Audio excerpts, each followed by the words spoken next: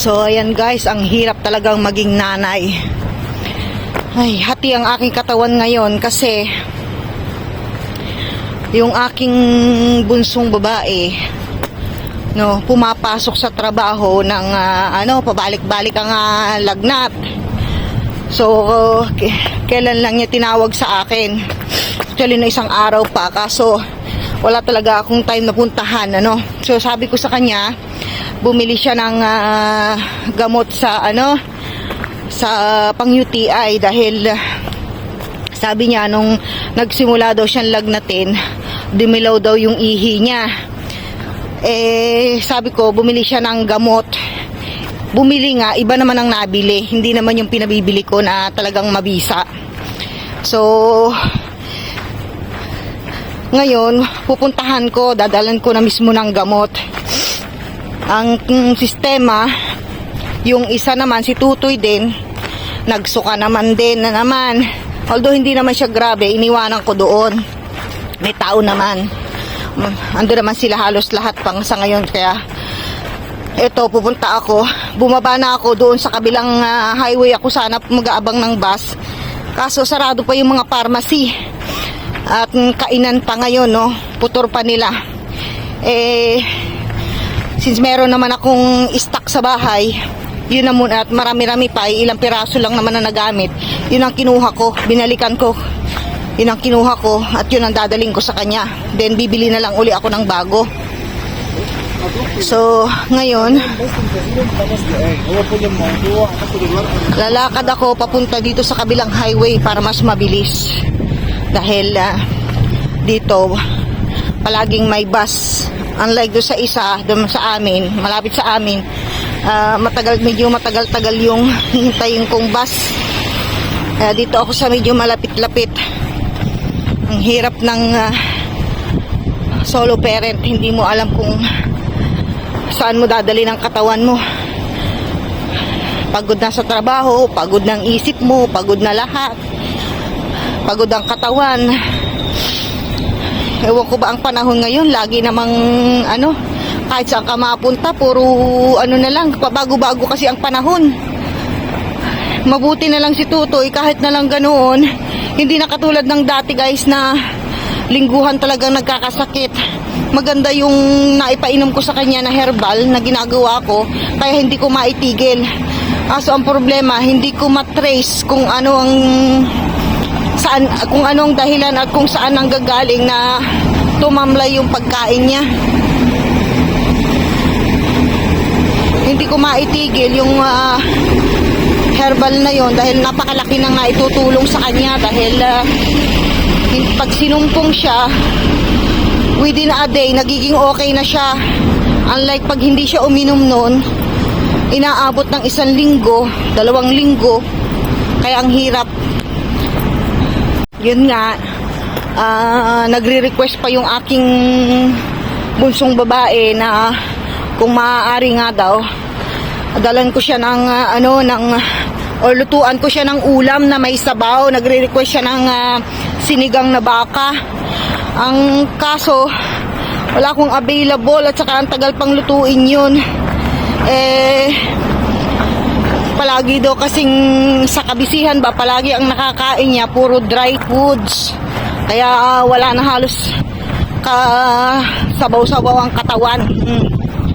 Natutuyuan na rin. Sabi ko, uminom ka ng maraming tubig, wala pa rin. Mas importante ang gamot, kaya gamot na lang muna ang ihahatid ko sa kanya. Saka na yung sa isang araw siguro, or tignan ko bukas kung makakapagluto ako, dadalhan ko siya bago ako pumasok. Agahan ko na lang ng gising para makapagluto ako ng may sabaw. Gusto niya raw ng sinigang. Ay nako, ang hirap talaga. Hindi ko alam kung paano hatiin ang katawan ko ngayon.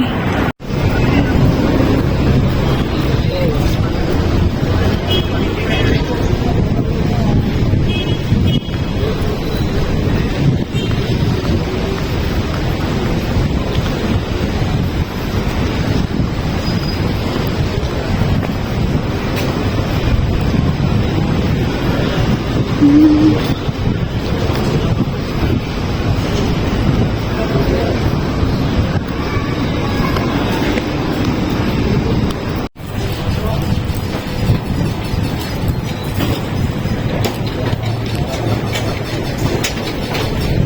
ko matandaan kung saan ang punta ko noon. Kung saan ko siya pinuntahan. Kung dito or doon. Ay, nawala ako. Hindi ko talaga alam kung saan ko pupuntahan. Nawawala ako. Hindi ko alam kung saan yun pupuntahan ko.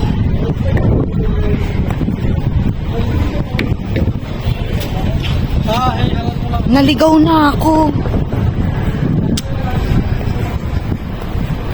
Ito yung bangko, guys. Ayun yung bangko na mataas. Naligaw na ako.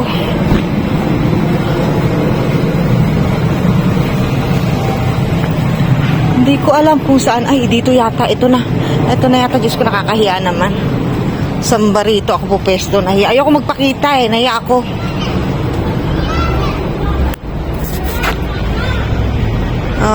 Ayun.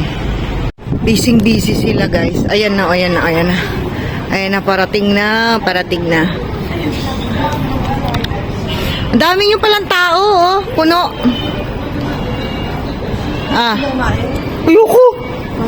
Ayoko kumain. Bibigyan niya daw ako ng ano. Bibigyan niya daw ako ng bread. Hintayin natin. Paborito ng mga kasama ko yung bread sa bahay. Hintayin ko. Pinakakain niya ako. Pinakakain niya ako. Ayoko kumain. Nahiya ako. Dami nilang tao, guys. Ayoko kumain.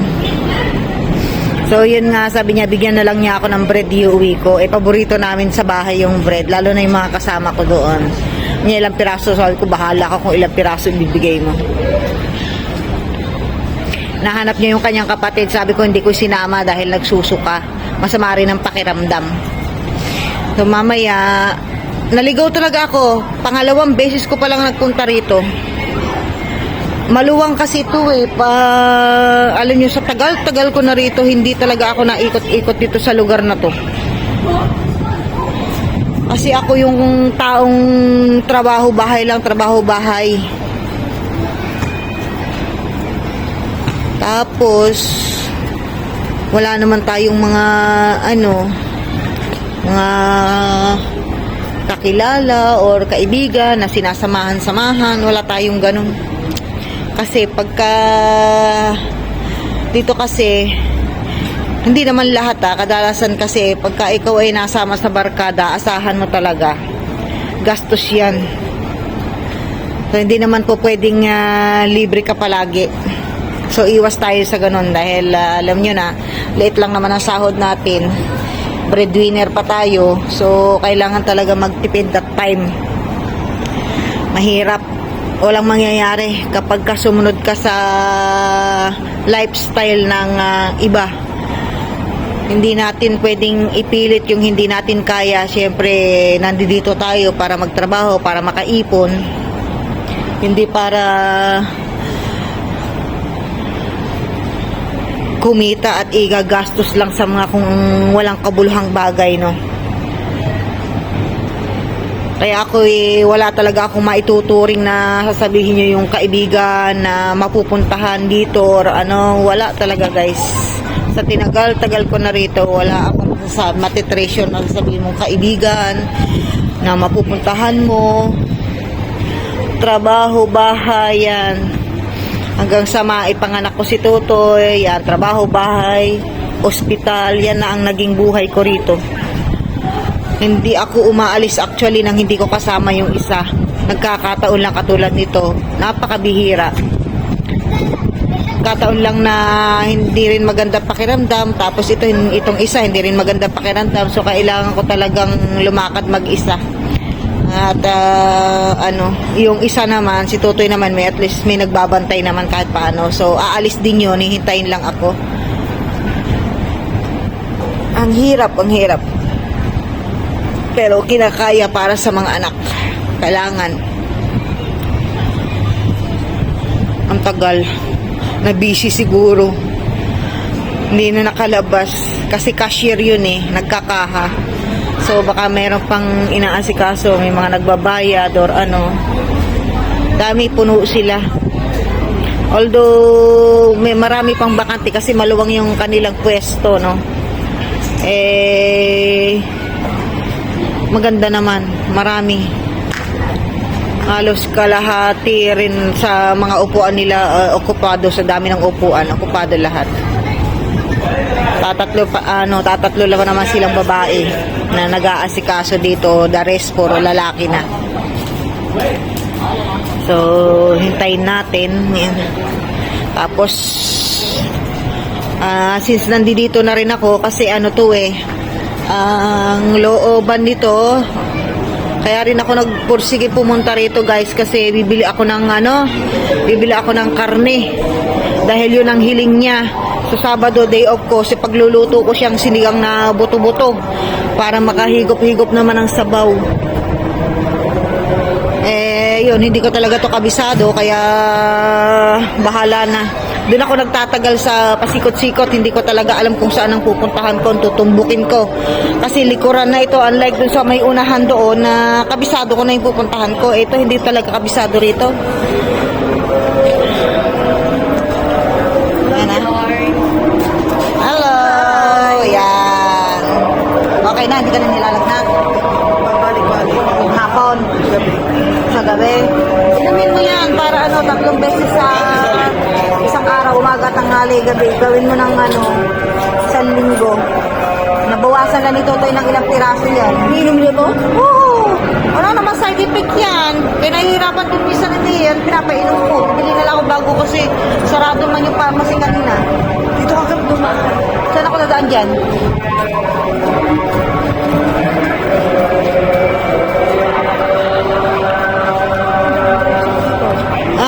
Diretso ka dyan, kasi na.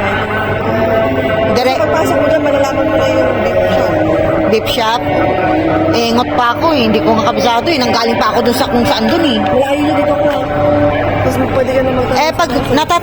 pagbaba ko ng bus, natanaw ko na yung Bubyan. Sabi ko dun ako sa may Bubyan. Pagpasok ko rito, hindi ko na matanaw yung Bubyan. Sabi ko, hindi ko na alam yung lusutan to. Ito na. Magtanong ka na lang saan paano yung papuntang bus stop. Hindi alam ko na yung bahala. Marami naman lusutan kahit saan yan bus stop Di ba may palaruan sa may palaruan doon Dito na lang. Fountain. Tapos diretso ako. Ay, Diyos ko. Pag dito ka, malayo dito. So doon ako. Diyan, kahala na. Sana meron.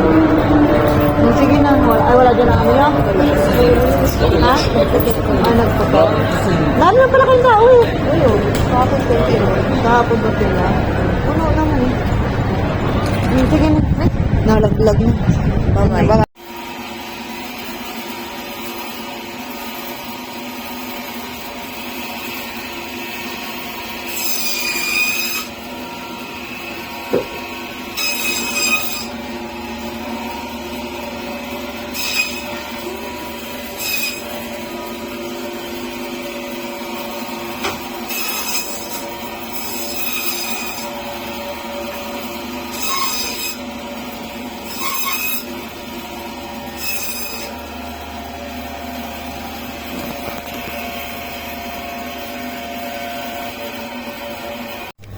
So, ayan guys, nakauwi na ako.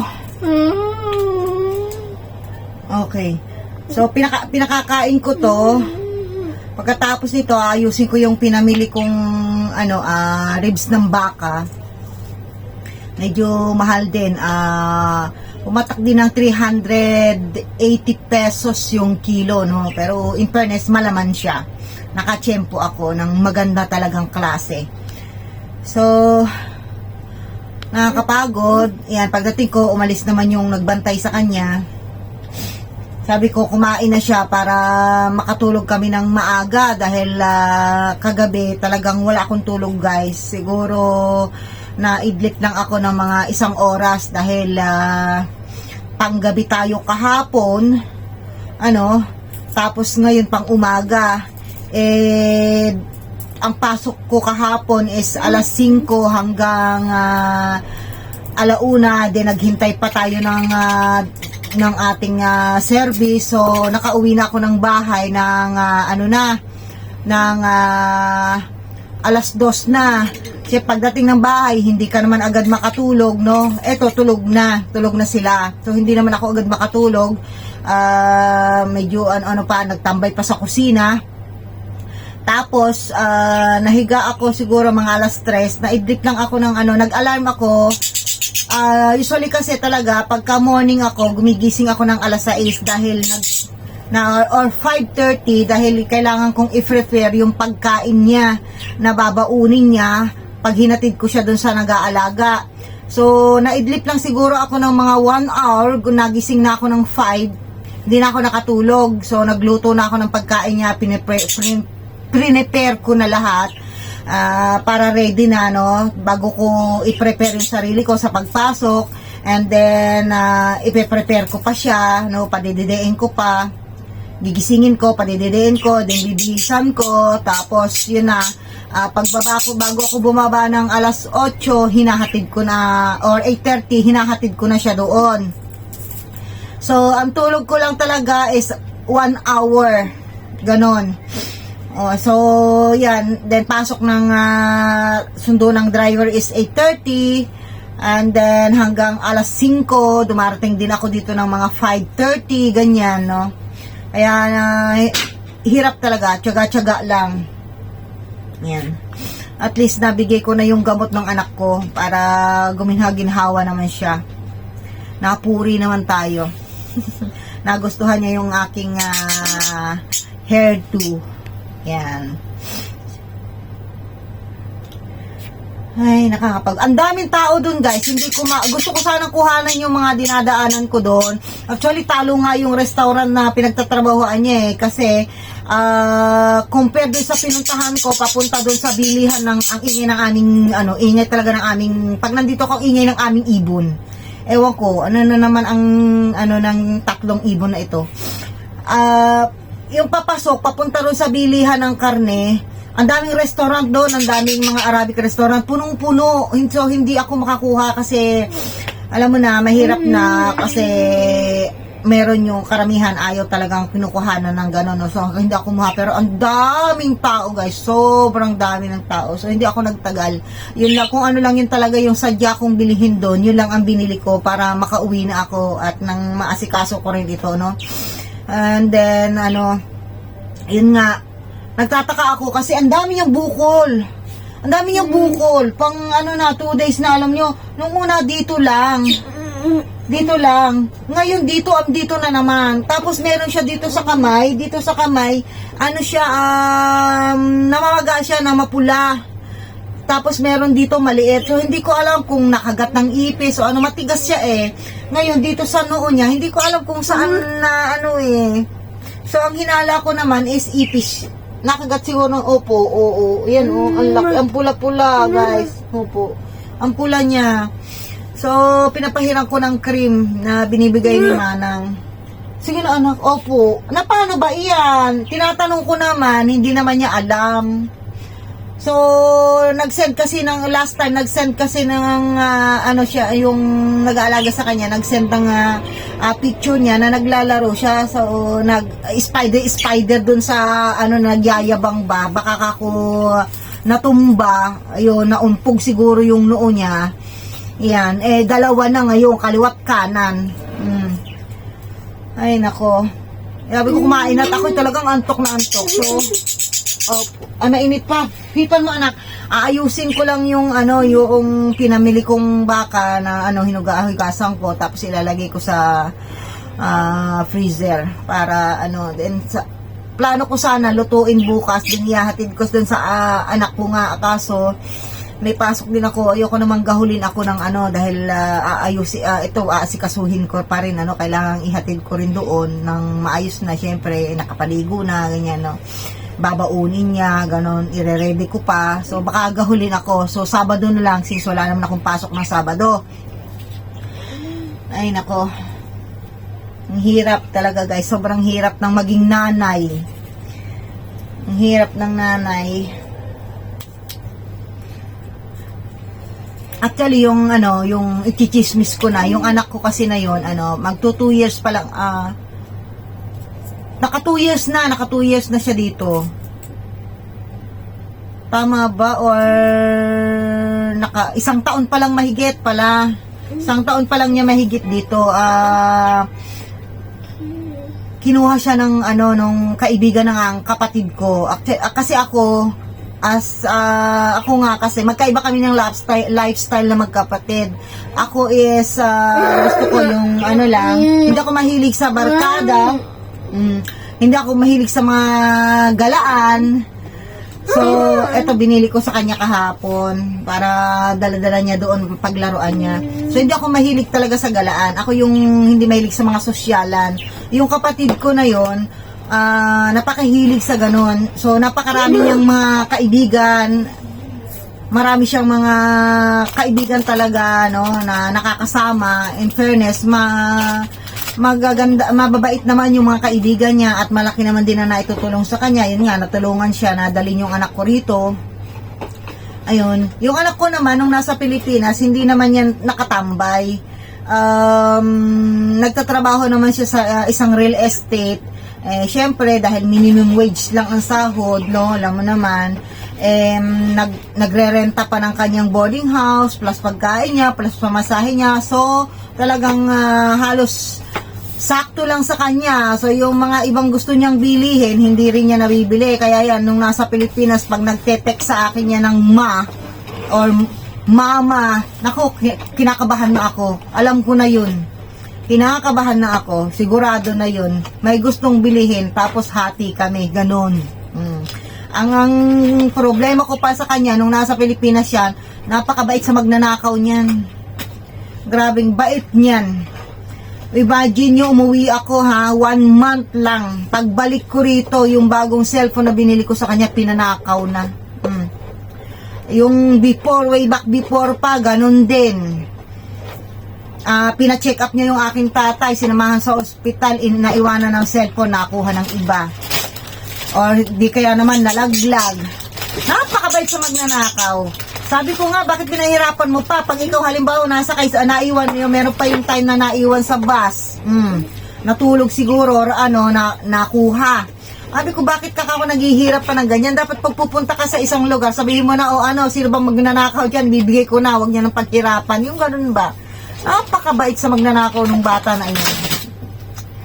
Awa naman ng Diyos, ayan, napunta nga dito. So, ako naman, hindi ko pinakikialaman ng sahod noon. Sahod niya, pera niya, kanya. Basta ang importante, mag-ipon siya. Yun ang gusto ko sa kanya. Hindi ko pinakikialaman ng sahod niyan, guys. Yun, nagbibigay siya sa atin niya, kusa, at saka dun sa pamangkin niya, yan. Napakabait naman ng anak ko. And pag alam niyang wala ako, yan, nag-o-offer naman yan, nagbibigay naman yan. Pero hindi ko pinakikialaman ng sahod niya kasi gusto ko talaga is makaipon siya ng sarili niya dahil ayokong maparis siya sa akin na tumanda na dito sa ibang bansa. Gusto ko ma-enjoy niya yung life niya kasi ang hirap, guys, pagka ikaw napunta talaga sa ibang bansa, asahan mo na ang buhay mo ganito na lang. Tiis. Hindi mo ma-enjoy ang life mo kasi yan lang ang buhay mo, trabaho, sumasahod ka nga pero yung kasiyahan naman at yung saya na kasama mo ang pamilya, wala talaga. So ayokong danasin ng anak ko yun na halos tatanda na dito sa ibang bansa. Sabi ko sa kanya, mag-ipon ka at kung may sapat ka ng pera na pwede ka na mag-asawa anytime, okay lang sa akin. Wag lang sa ngayon dahil wala ka pa sa hirap ng buhay. Kailangan pagka nag-asawa, bago siya mag-asawa, stable na siya. Yun ang gusto ko sa kanya. Yung panganay ko naman, may asawa na at napakabait naman ng asawa, awa ng Diyos. Masaya naman ako kahit na At yung anak ko naman is napakabait din. Ang gusto ko lang sa kanya is napakarunong humawak ng pera. Yan. Alam mo yun, yung sabihin na natin kuripot, pero maganda naman yung pagkakuripot. Pagka hindi naman importante is hindi naman yung nagwawaldas ng pera, kumbaga. No, sa hirap ba naman ng buhay, syempre, no? So, yun ang gusto ko sa kanila. May kanya-kanya silang katangian na pareho. Etong dito, iyakin ito eh. Yung isa ko naman sa Pilipinas, iyakin din yun, pero silent. Mapagkimkim ba? Etong isa na to, kahit na yung nandito, kahit napagalitan ko yan, lalapit at lalapit sa akin yan. Yun lang ang magkaibahan nila. Pero napakababait naman. Kaya papasalamat naman ako kahit papaano na kung kailangan mo naman ng tulong nila is anytime nandyan naman. At saka napakatiyatsaga nila. Lalo na sa pag-aayos ng mga dokumento or mga papeles or ano, maaasahan mo sa lahat ng bagay. Yun lang ang kagustuhan ko sa kanila sa totoo lang. Anyway, buti nga kahit paano hindi pa nag-aasawa. Kaya sabi ko mag-ipon ka muna. Yung stable ka na bago ka mag-asawa. Dahil hindi ko naman nahayaan talagang ubusin niya yung kanyang or tumanda siya dito nasa Middle East. Kailangan uuwi din siya at gusto ko magkaroon din siya ng sarili niyang pamilya. Yun lang ang gusto ko. Anyway, yan na nga guys. Anak naman, ano yan? Kain na atang ako inaantok na. Antok talaga ako guys. Ang hirap ba? Ang hirap anuhin. So, kailangan din naman ingatan natin ang sarili natin dahil ito lang ang ating puhunan, no? Pag napabayaan natin ang sarili natin, walang mangyayari. Kawawa ito. Ako'y antok. Kulang ako. Di bali ng gutumin. Wag lang akong kulangin sa antok at talagang nangihina ako. Ako'y magkukulaps ka pagka sobra na ako sa kukulangan ng tulog. This week pa naman is wala na kaming day off. Ang hirap guys talaga at sobrang payat na. Ako'y nangungunsumi talaga. Hindi ko na alam ang gagawin ko sa kanya. Sobra ng payat. Bumagsak na talaga ang katawan niya. Imagine nyo 12 years old. 19 kilos na lang na naman. 19 kilos lang. Kaya hirap na hirap. Hindi ko na alam ang gagawin ko. Pinag-vitamin mo na. Lahat-lahat na. Pinaiinom mo na ng mga fresh juice, mga healthy foods. Ang pagkain niya, although hindi naman lahat kinakain niya, pero sinisikap ko namang maging masustansya yung pagkain na binibigay ko sa kanya. Hindi talaga guys. Kasi pag nag-trigger yung sakit niya na yun pag nag-trigger yung kanyang sakit na yon, napupuno ng kanya plema yung kanyang baga, guys, sa isang gabi lang makikita mo na yung resulta, talagang bagsak, nangangalumat ng lalalim na yung mga mata niya, yung niya. Kaya Diyos ko, kung hanggat maaari lang kung ako'y mayaman lang at may pera, ako'y talagang ipupush ko talaga yung operasyon niya. Napakahirap guys, ang hirap isipin. Hindi ko alam kung anong gagawin ko, pero kinakaya ko talaga dahil kailangan. Minsan napapabayaan ko na rin yung sarili ko na talagang kulang ang aking oras. Sa kanya pa lang ubos na yung oras ko, wala na yun sa akin. Hirap guys. Sana, yun nga, dumating naman ng time na magkaroon ako ng sapat na pera para makauwi na kami and mapush ko yung kanyang operasyon kung saan man, kung meron man sa Pilipinas. Kaya tulungan nyo na lang ako guys sa paraan na tangkilikin nyo, panoorin nyo ang aming mga videos. Sana naman po maging lahat po naman ng aasa ng aming mga nag-subscribe dyan, panoorin nyo naman po ang aming video, please lang. Para naman po, hindi naman po tayo nagmamadali, at least kahit na paunti-unti, kung yun po maiipon, malaking bagay na rin po yun sa amin, napakalaking tulong na po. So, yun lang guys. Salamat uli. So, pasensya na at laging puros dito lang sa aming bahay dahil talaga pong hindi kami nakakalabas at alam nyo na, siyempre tayo nagtatrabaho, hindi tayo yung nakatambay lang sa bahay at malaki ang oras na kung saan pumupunta. Hindi rin kami makapunta sa mga magagandang pasyalan dahil kailangan talaga ng pera, kailangan nung gumastos. And since hindi nga po nakakalakad, napakahirap po kasi sa akin na kailangan talaga isasakay mo siya kung medyo malayo-layo ang pupuntahan mo. No, isasakay mo siya ng taxi, unlike dito na ilalakad-lakad mo lang. At hindi naman, yan nga, madalas nga, wala sa kondisyon, kaya napakahirap po. Ganito lang na halos ganito ang aming na-share sa inyo, ang napapanood ninyo. So sana po, pagtiyagaan ninyo talaga. Opo, gagaling na yan. Hindi mo naman kasi alam kung anong nangyayari sa iyo eh. Kamot na naman, tate. Mamaya natin at papahira natin ng alcohol ha. Ubusin mo na anak yan at malamig na tayo makatulog na. Okay guys, ayusin ko na yung aking pinamili doon. Mailagay ko na sa ref ng ako'y makatulog na kami. Thank you sa panonood uli. Maraming salamat. Huwag po kayo magsasawa.